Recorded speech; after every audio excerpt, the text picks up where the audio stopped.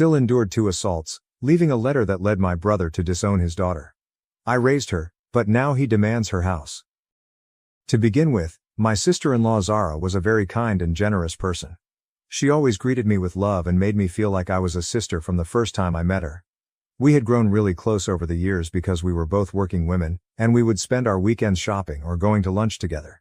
Zara was always incredibly fit and took excellent care of her health.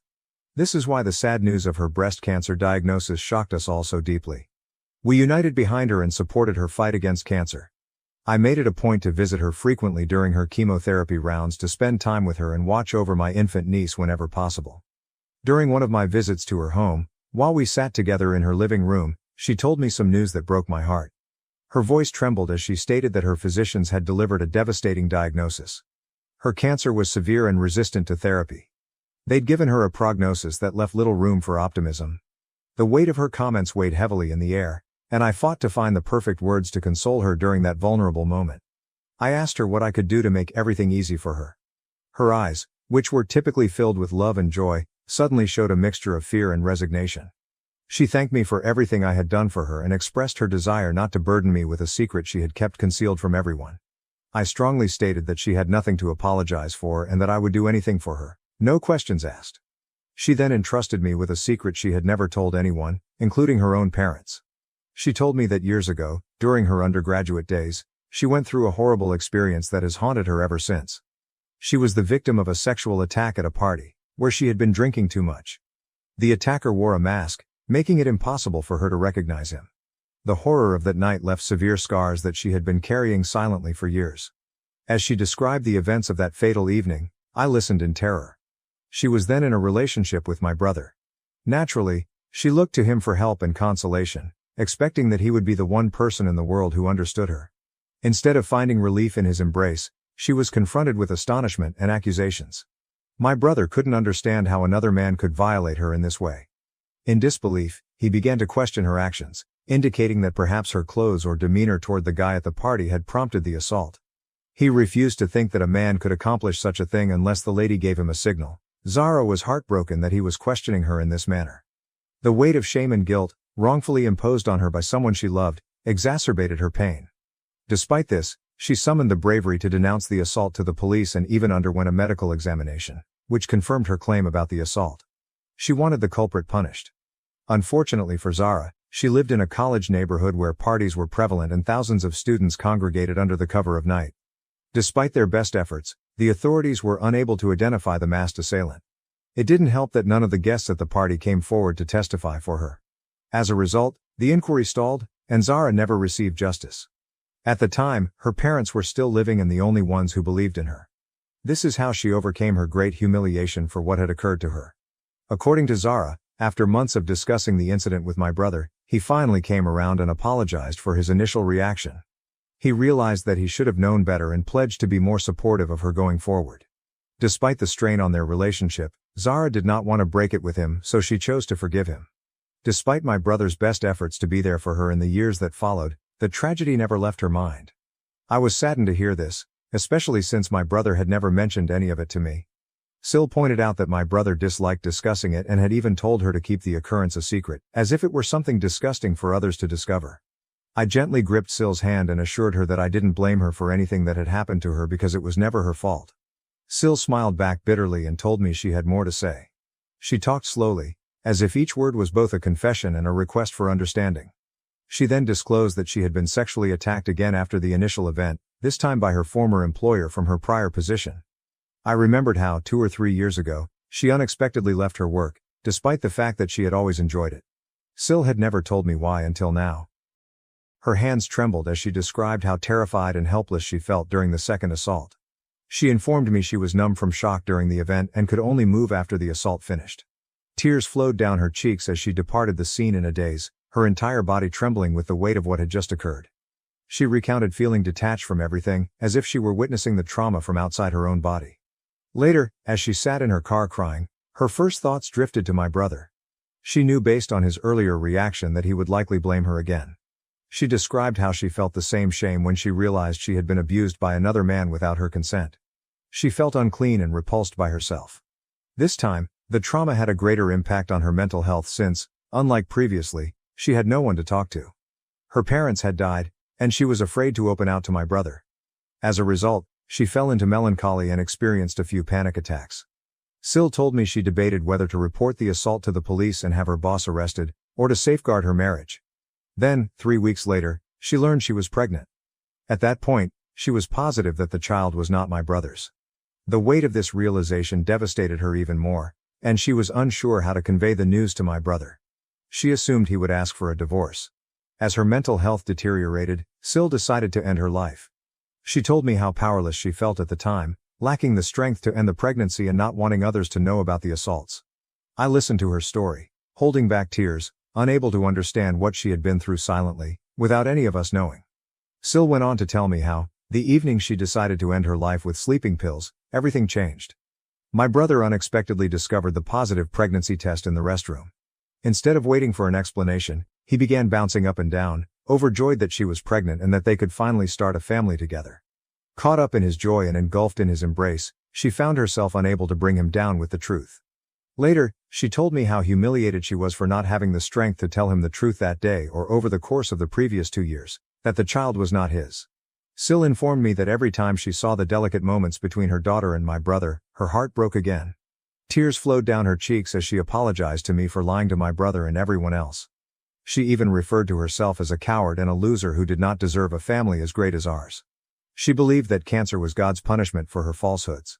She informed me she intended to disclose everything to my brother before she died. However, she asked me to make her a pledge. It turns out she wanted me to look after her daughter while she was gone. She pleaded with me with her hands since she had no family members left, both her parents and grandparents had passed away. If my brother refused to accept the child after learning the truth, I was her only hope of caring for her daughter. I was quite shaken after hearing everything and needed some time to comprehend it all. As a woman myself, I felt profound sympathy for everything she had been through. I knew she was telling me the whole truth because she was dying and needed to get it off her chest. Of course, I realized that she had lied to my brother for so long about being the baby's father, but she was also visibly sorry. At this moment, all I could do was reassure her that if necessary, I would raise my niece on my own. She exhaled a sigh of relief as I fulfilled my promise to her. I continued to see SIL over the weeks as her illness advanced, holding out hope for her survival even as the reality of her condition became more apparent. She remained as courageous as possible throughout. Finally, she went away peacefully in her sleep. Her absence has created a void, yet her spirit continues to motivate me to live with compassion and gratitude. She showed me that even in the worst times, there can be grace and beauty if we have the strength to perceive it. She was more than just a sister-in-law to me. She was a friend and sincere confidant. After she died, my brother shared with me the contents of a letter written by my sister-in-law, which revealed the awful reality she had previously confided in me. He was heartbroken to realize that the child he had embraced with such delight was not biologically his. His anguish and rage were obvious as he dealt with this new reality, which was exacerbated by the recent death of his wife. In his grief, he couldn't bring himself to hold the infant anymore. Instead, he told our parents and me that he was going to give her up. I firmly told him that SIL had asked me to look after my niece, and that I wanted to take care of her even if he no longer wanted her. This is how I welcomed my niece into my home without hesitation. I was really heartbroken for her because she had just lost her mother, and with no other family left, her parents and grandparents had passed away. I knew she needed a stable and supportive atmosphere at the moment. Later, when we gathered for the reading of my sister-in-law's will, everyone was already emotional because they knew my niece did not belong to my brother. Many of my family members were divided over this news. However, SIL was no longer with us to face their fury. According to her will, she made specific and careful plans for her daughter's future, leaving every asset and resource she had amassed over the years for her daughter's benefit. SIL had a large fortune from both her parents and grandparents, so she had a lot of money to leave behind. To my brother's sorrow, nothing was allocated to him, exacerbating his pain and sense of betrayal. He yelled loudly that it was wrong of her not to leave anything in her will for him. SIL had specifically stated that she had committed the management of these monies to me provided I was willing to take on the responsibility of caring for her kid. This news surprised both me and everyone else present. I suppose this is why SIL wanted me to make that pledge to her weeks before she died, so she could update her will accordingly. She was correct to believe her intuition and not allow my brother access to her assets, since if that had been the case, he would never have let my niece have anything and would have abandoned her without money. My brother was unwilling to continue caring for the child, therefore I was eventually granted full custody of my niece. I've been able to care for her all these years because of the financial support I received. My brother attempted to battle me over the money SIL had left behind, believing he was entitled to at least half of it. However, the judge did not listen to him. In rage, my brother told me that he didn't want anything to do with SIL's daughter and that he never wanted to see my face again, saying that I had betrayed him by taking in the girl. I firmly told him that I was sorry for all of his sorrow, but I was not going to break my promise to SIL. My sister-in-law's decision to keep the facts from my brother was wrong, and I acknowledge that. However, now that she is no longer with us, I am convinced that the child is not to blame for her parents' conduct. This is why I've always focused only on establishing a caring and secure home for my niece, sheltering her from the intricacies of the past. Over the years, I've used the funds SIL left behind to ensure that my niece has everything she needs. I've also purchased a home for her, which my niece will entirely inherit once she reaches adulthood. I've made every effort to send her to great schools and care for her as if she were my own daughter. I am not married and have dedicated my entire life to raising my niece. Despite my best attempts, my niece, understandably, has concerns about her parents, especially her father. She misses my brother, but she understands that relationships cannot be forced in these circumstances. My decision to prioritize my niece's well-being has affected my ties with my other family members. They have all chosen to cut ties with me and no longer invite me to family gatherings, claiming that my actions are foolish and that I have prioritized my niece over my own. Even my parents believe I should have given up my niece and have often expressed their disappointment that I am raising someone else's child. As you might expect, the past several years have been a challenging journey in which I've had to negotiate the chasm between what I believe is right and the ramifications of those decisions on my family connections. This year, as my niece approaches her 18th birthday, I feel a sense of accomplishment as I prepare to transfer all of her assets, including the property I've acquired for her per SIL's desires. It's a significant achievement for which I've worked hard. I feel like I've done everything I could to protect her up until now, and she's ready to make her own decisions. My brother contacted me unexpectedly last week, saying he needed to discuss something very serious. My heart skipped a beat. I hoped he'd realized his mistake and wanted to reconnect with me and my niece after all these years. I agreed to meet with him, but I didn't want my niece to find out and get her hopes up until I knew why he was visiting. So I planned for us to meet when she was at school. When my brother came, there was a sense of expectation and warmth as we made small chat. He told me he has since remarried, and I was pleasantly surprised to learn that he now has 2 children of his own. He showed me images of them, and his boys looked exactly like him. I was disappointed that he hadn't invited me to his wedding, but I understood that he did what he had to do after SIL had deceived him.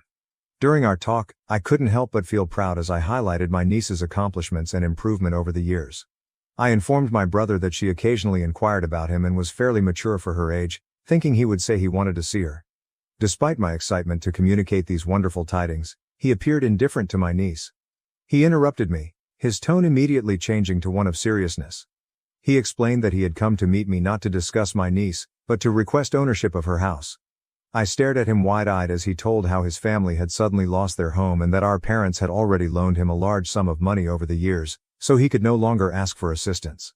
Since he knew I had purchased the house with SIL's money, he believed it was only fair for me and my niece to let him keep the house to accommodate his large family while we relocated to a smaller space. I questioned him why he thought he could even pose such a question. My brother went on to defend it by claiming that he had previously done a lot for SIL, but she had turned out to be nothing more than a leech. I knew this wasn't true because SIL had always worked and paid her portion of the bills, including throughout her chemotherapy treatments. She covered her own medical expenses and had health insurance. I brought this out to my brother, telling him that it was ridiculous for him to expect a house when he hadn't even bothered raising my niece after SIL died. This simply made him angrier. He told me that, as his sister, I should stop holding a candle for a deceased woman and instead assist him and his family in securing the house before my niece turned 18. He persuaded me to view things his way, saying that the house was his legitimate possession. The weight of his words hung in the air as I considered his request. I couldn't help but consider the ramifications of such a decision. The property was more than simply a physical asset. It symbolized security and stability, which had been meticulously planned for my niece's future. To give it up, no matter how badly my brother needed it, would mean breaking commitments and risking the stability I had fought so hard to establish. My niece's well-being and future were paramount, and any decision involving her assets had to be made with her best interests in mind, no matter how difficult or emotional the situation. In that moment, I grasped the gravity of the situation and the need to stick to my beliefs. I informed him unequivocally that I could not support his request and that he should take responsibility for his own family rather than relying on his deceased wife's possessions. I continued to tell him how ashamed I was that he even considered this option, and how he had given up all rights when he handed over custody of his daughter to me following SIL's death. My brother's face flushed red with rage at my statement, but I continued before he could interject again. I voiced my disappointment that he had not been present for my niece during all of these years. I didn't hesitate to remind him that, while I realized SIL had betrayed him, he should also see that she had been the victim of countless traumas. It was unjust of him to put the blame onto her now, especially because he had not supported her after her first sexual assault. When I revealed the assault, his eyes widened in amazement, and he demanded to know how I knew about it, as no one else knew the truth. This is when I told him that SIL had confided in me and entrusted me with the task of caring for my niece before she died. When my brother heard this, he became accusatory, alleging I had surprised him and labeling me a liar, just like SIL. I shook my head, reminding him that SIL was terminally ill and had already endured enough. After all the years of him not taking responsibility for my niece while I had done everything I could to assist her, he had no right to bring up the past and complain now simply because he wanted SIL's money. I was weary of him constantly behaving like a victim. It was disheartening to see him shift blame and claim entitlement when he had not been financially supportive of my niece for years. His boldness in coming 16 years later and requesting ownership of her house felt like a slap in the face, ignoring all of my sacrifices and attempts to assure my niece's well-being and future security. My brother was unhappy because I refused to give in to his demands. Since our meeting, he and my parents have called me often, accusing me of being difficult for no reason and insisting that I have family devotion to them rather than my niece. It's demoralizing and terrifying to discover that when it comes to money, even your own blood relatives can devolve into something unknown. I continue to stand up for my niece and refuse to give in to my brother's unreasonable demands. Update 1. First and foremost, I am astounded by how kind everyone has been in my DMs and comments. Thank you for making me grin. Second, I can't tell you how many women have contacted me, giving their own stories and saying how closely they connect to what SIL went through. I wish I could give every one of you a great, tight embrace and relieve your anguish. Sexual assault is one of the most horrible things that can happen to a woman, and I wish someone could have helped SIL at the time. She wasn't a bad person, and she didn't deserve what she went through. It's unfortunate that I have to defend her, but just because you haven't suffered sexual assault doesn't imply others don't. SIL had demonstrated amazing courage following the first assault, but the second occurrence left her shaken, rightly so. She was immobilized in fear, as many sexual assault victims are. I wish she had felt comfortable enough to open up to me sooner, because I would have been there for her in every way. Knowing what she went through crushes my heart, and I wish I could have been there for her during those difficult days. To those who label SIL a cheater and question her narrative, I really pray you never go through such anguish only to have your truth challenged. If SIL had really had an affair, she may have instructed me to contact the man for custody after she died. Furthermore, if there had been an affair, the man would not have remained silent all these years. He would have most certainly come up, especially given how much money SIL left behind for her kid. If she had an affair, I'm sure she would have wanted her daughter to know her biological father. SIL did everything possible to safeguard her daughter. Update 2. I sat down with my niece and told her that my brother had lately been to speak with me, and his main goal was to gain control of the house. I advised her to be cautious if he ever approached her. As I talked, I could see the rage and pain in her eyes. She had hoped for years that her father would reach out to her because he actually cared. However, when she discovered that his contact was motivated by his own wants, she felt deceived. I can't believe him, she informed me, her voice shaking from emotion. After all this time, he only reached out when he needed something. She informed me that she did not want anything to do with him and expressed her gratitude that her mother had not left him anything. She then hugged me and expressed her gratitude for everything I'd done for her over the years. Her statements were simultaneously painful and empowering to hear. It brought tears to my eyes as I understood that despite the sorrow of her father's acts, she was strong and determined to carry on without him. Update 3. After speaking with my niece, I decided to send a lengthy email to my parents and brother to document everything and state my position clearly. In the email, I described our previous interactions and highlighted that they had no right to ask me to hand over my niece's home to my brother. I stressed that this request constituted financial fraud and stated unequivocally that I would take legal action if my brother attempted to see me or my niece again to request the house for his family. I informed my brother that by choosing not to care for his kid, he surrendered all rights. I also discussed the numerous difficulties and frustrations I had encountered while raising my niece on my own, with no prior experience. I highlighted the emotional, financial, and logistical hurdles I had faced in providing her with a secure and caring home. I also informed him that he had never paid child support or checked in on his daughter in all these years. I pointed out that he and my parents should feel nothing but guilt for attempting to take something that did not belong to them. I insisted that they had no right to suddenly intervene and make demands after all this time, especially because they had contributed nothing to her upbringing or well-being. The email was detailed and sincere, reflecting the sacrifices I had made for my niece.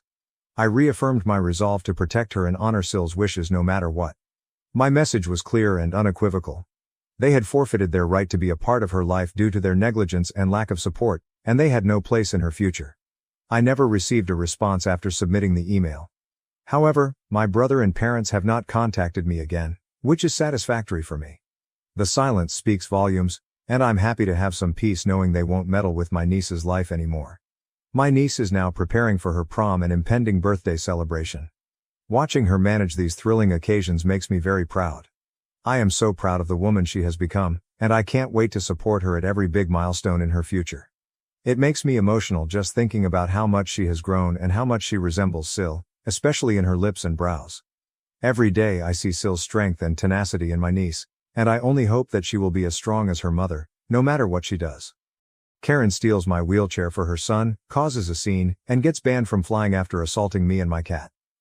A few days ago, I was at the airport and encountered an entitled mother, but first, some context. I, 25M, have been suffering with an ankle injury, which has prompted me to wear a boot and use a wheelchair while I recover. Normally, I don't have troubles while traveling, but this time was different. I arrived at the airport walking around in my boot and asked for a wheelchair because my foot was already aching. Check-in and security went well, and my cat was popular with the security personnel. While they scanned me for bomb traces, I spotted a small child, around 4 or 5 years old, prodding his mother and pointing at me. I didn't think much of it and continued with my usual. After security, the attendant parked me by the gate, and I prepared to wait for my flight in my wheelchair. While I waited, I felt a tap on my shoulder. The entitled mother, Karen, and her boy were interested in my pet. This is how the conversation went. Karen: "Excuse me, hi, my name is Karen." Me: "Oh hi Karen, how's it going?"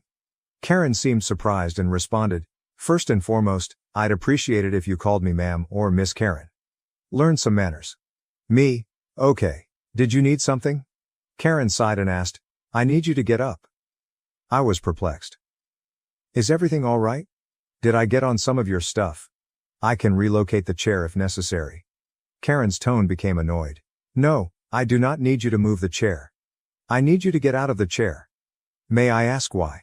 I inquired, hoping to understand. Karen, looking agitated, responded, "Aside from the fact that an adult is asking you for something and you should do it, my son is tired and needs a place to sit." At this moment I was stunned. I am 25 years old, recovering from an injury and sitting in a wheelchair for a purpose.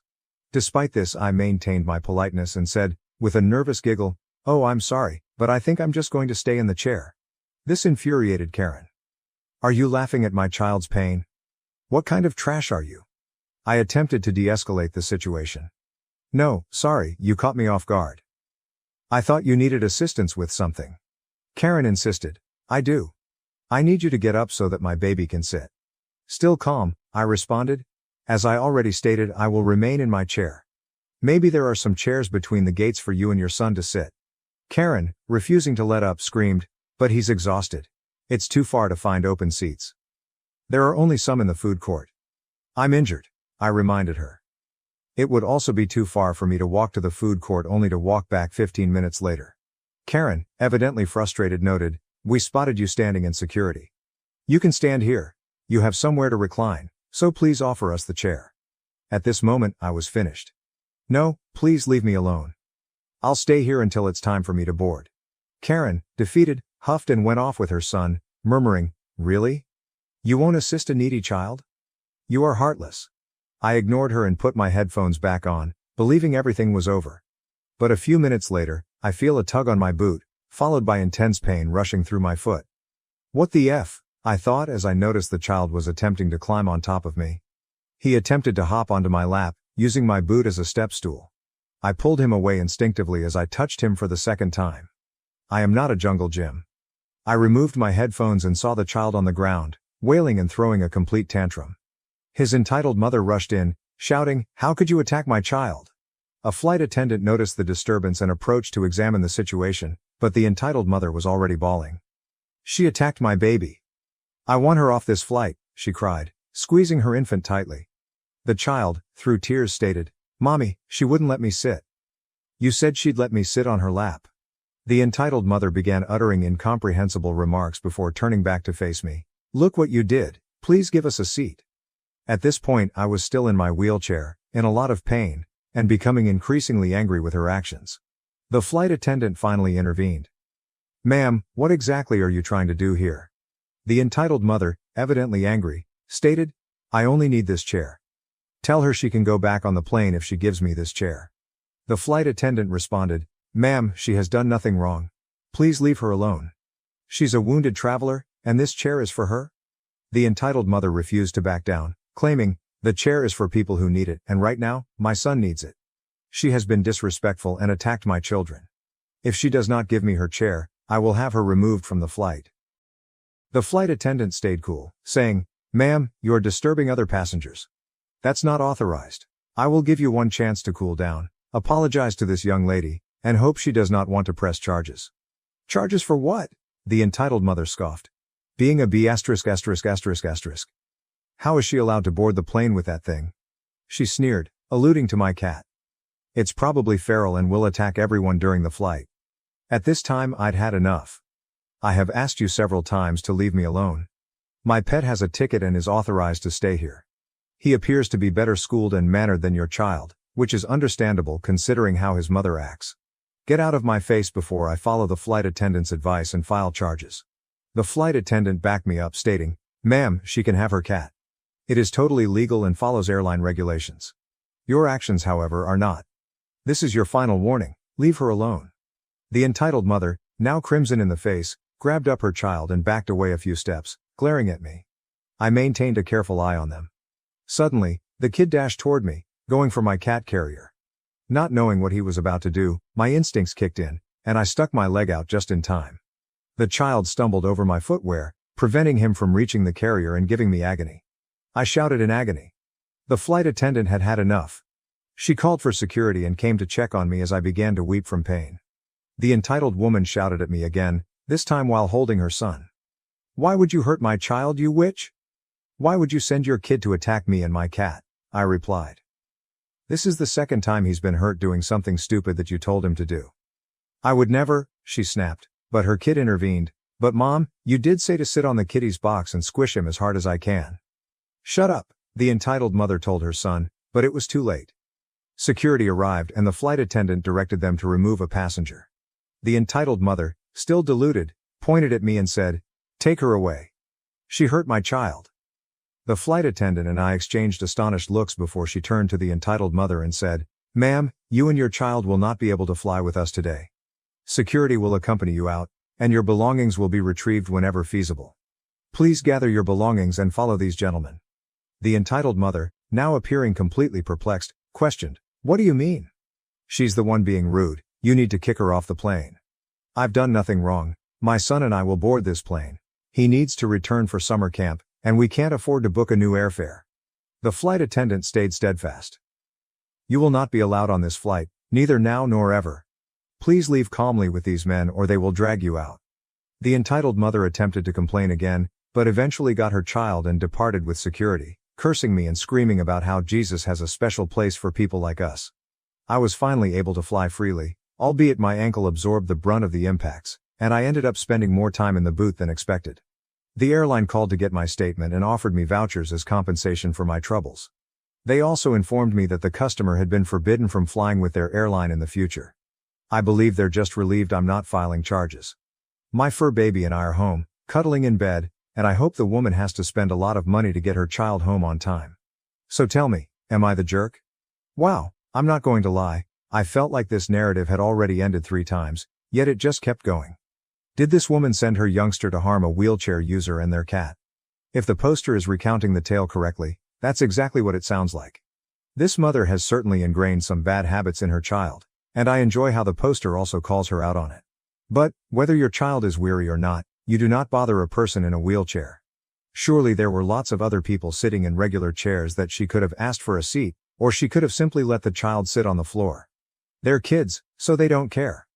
What really bothers me about this tale is that these people ended up physically harming the guy in the wheelchair. In many circumstances, such interactions just result in a negative recollection that you recall when you get home and bothers you for a few days. However, in this situation, it produced bodily agony and exacerbated the injury. Surely even a child understands that this is terrible. Of course, we determined that this was a hellspawn child.